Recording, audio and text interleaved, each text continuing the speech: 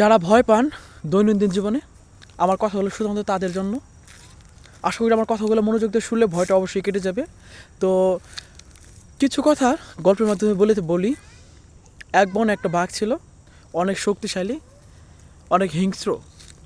সেই বাঘটা বনের ভিতরে ঢুকে থাকা এক ছেলে আর ছেলের বাবা, যারা ছিল কাঠুরিয়া, তারা রুজি রোজগারের জন্য বনের কাঠ কেটে বা খড়িগুলো নিয়ে লাকড়ি নিয়েই তাদের জীবনযাপন চলতো।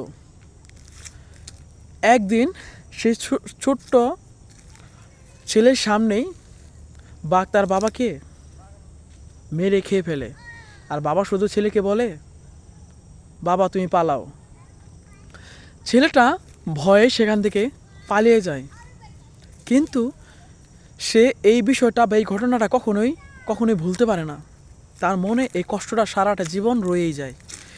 বয়স বাড়ে সাথে সাথে তার ভিতরে সে ভাবতে থাকে যে বাঘটাকে কিভাবে আমি মেরে ফেলতে পারবো, বা কিভাবে এই আমার বাবার সাথে যেটা হয়েছে অন্য কারোর সাথে যেন এই বিষয়টা না ঘটে।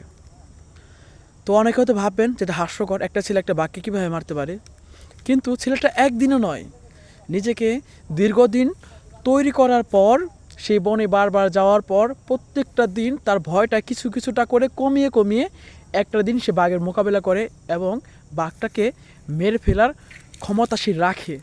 তো একটা সাধারণ ছেলে, একটা কাঠুরিয়া ছেলে যদি একটা বাঘ মেরে ফেলতে পারে, তো আমাদের যারা আছি, আমাদের তো এখন বন নাই, কিন্তু বনের থেকেও কিছু হিংস্র কুকুর আছে, পাগলা কুকুর আছে, যারা আমাদের দৈনন্দিন জীবনে বিভিন্নভাবে আমাদেরকে কষ্ট দেয় বা আমাদেরকে শোষণ করার চেষ্টা করে।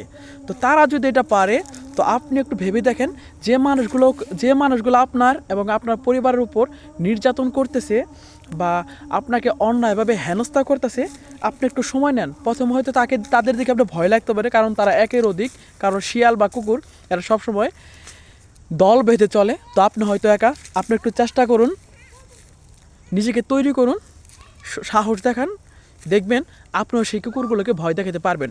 কারণ এটা কেন বললাম, কারণ একটা সময় আমি কিছু এলাকার কিছু কুকুর দিকে ভয় পেতাম, কিন্তু এখন আর সেই ভয়টা পাই না।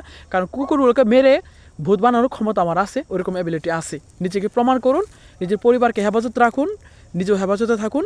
আর আপনি যদি আজকে প্রতিবাদটা করেন, আপনার এই প্রতিবাদ করার কারণে আরও 2-4টা ছেলে বা মানুষ সাহস পায় প্রতিবাদ করার জন্য, বা মানুষ আপনার সাথে যে অন্যায়টা হয়ে গেছে সেটা হয়তো বা উঠে আসবে না, কিন্তু আপনার এই ক্ষমতা বা দাপটের জন্য বা আপনি প্রতিবাদ করার জন্য হয়তো আরও 10টা পরিবার বেঁচে যাবে। তো সবাই সাহস দেখান, নিজের আর নিজের পরিবারের, নিজের সমাজের হেফাজত করুন। সবাই নিজের মন মাইন্ড সেট আপ রাখুন। আল্লাহ হাফেজ, সবাই ভালো থাকবেন।